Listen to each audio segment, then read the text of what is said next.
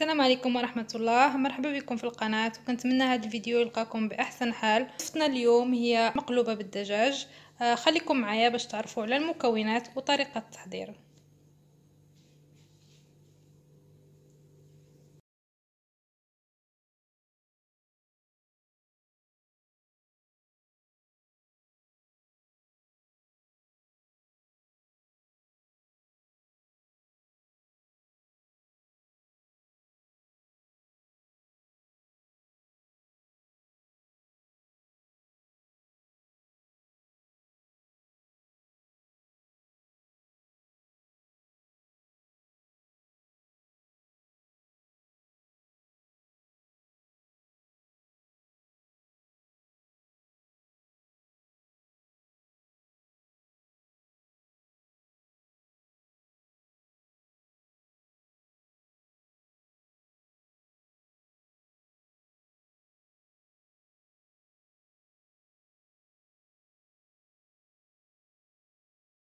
بسم الله. بالنسبة للمكونات الوصفة نحتاج إلى الأرز مسلوق نصف سلقة نص استواء، كذلك إلى الدجاج حسب عدد أفراد الأسرة. ونحتاج إلى الطماطم، حبة طماطم مقطعة على شكل دوائر، حبة فلفل أخضر مقطعة إلى شكل دوائر، وحبة بصل مقطعة إلى شكل دوائر.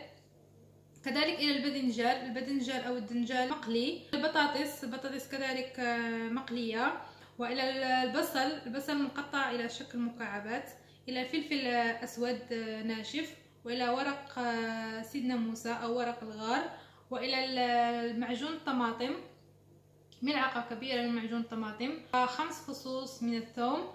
وكذلك بالنسبة للبهارات عندي ملعقة كمون، ملعقة فلفل أحمر حار، ملعقة بابريكا، ملعقة صغيرة من الكل، ملعقة فلفل أسود كذلك ملعقة صغيرة، ملعقة صغيرة من الكركم، وملعقة كبيرة من البهارات بهارات مشكلة أو بهارات الدجاج، يعني كتلقاوها عند في مكان التوابل أو عند العطار. خليكم معايا نشوفوا طريقة التحضير. في طنجرة زيت الزيتون أو زيت نباتية، ربع كوب تقريبا. كنزيدوا عليه البصل،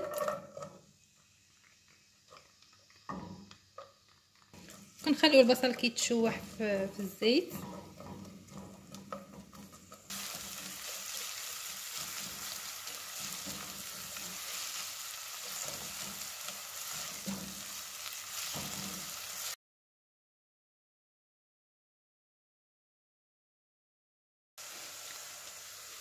ونزيدوا الدجاج على البصله.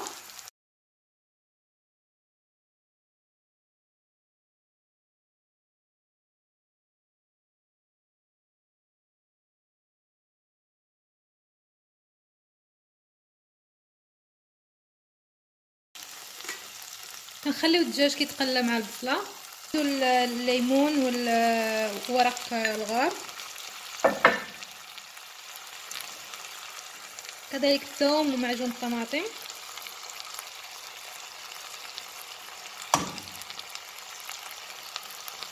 الملح حسب الذوق،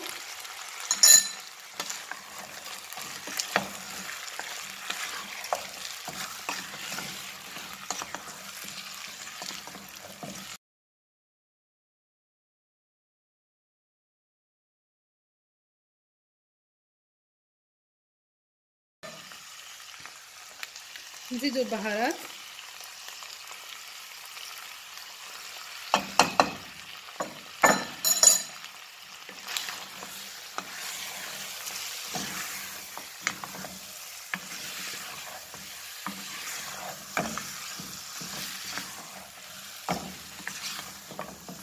فلفل حار ما ذكرتوش مع المكونات لانه اختياري. اذا كيعجبكم الحار ممكن تزيدوه، واذا ما كيعجبكمش ممكن تستغنوا عليه. للدجاج الماء المغلي ماشي بزاف، بحيث الماء اللي يغطي لنا الدجاج فقط تقريبا كوب من الماء، ونغلقه على الدجاج ونخليوه حتى ينضج لمدة 20 دقيقة. بعد مرور 20 دقيقة نزولو اولا هاد البصل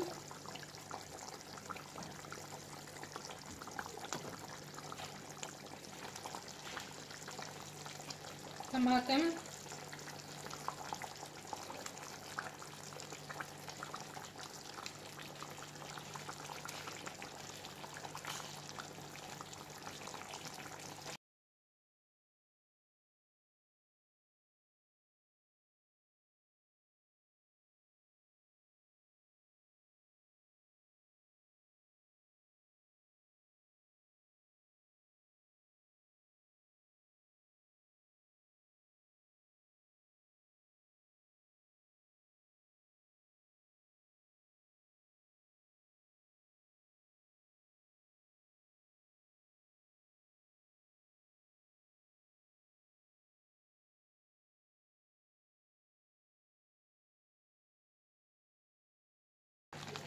وكذلك الأرز.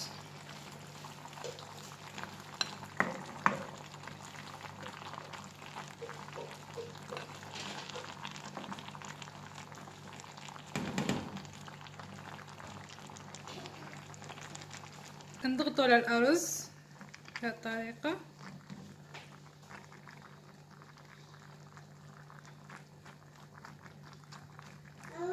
قليل من الكركم في واحد الجهة.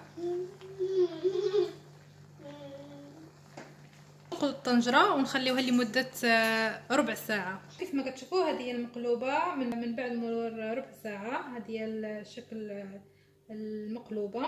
كناخذوا شوية الأرز من فوق هاد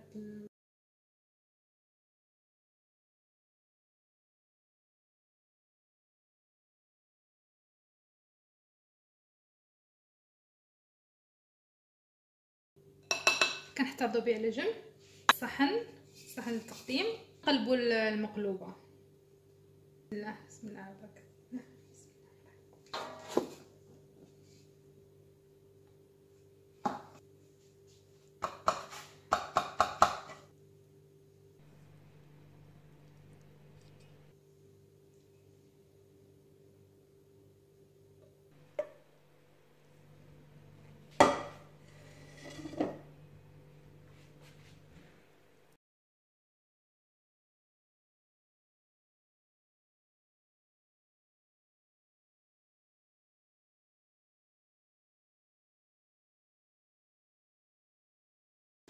وهذا هو شكل وصفتنا اليوم المقلوبة بالدجاج. جربوها وكنتمنى تنال اعجابكم. وما تنساوش اذا كنتم اول مره كتشاهدوا القناه الاشتراك في القناه وتفعيل الجرس باش توصلوا بكل ما هو جديد، واللايك لوصفه اليوم.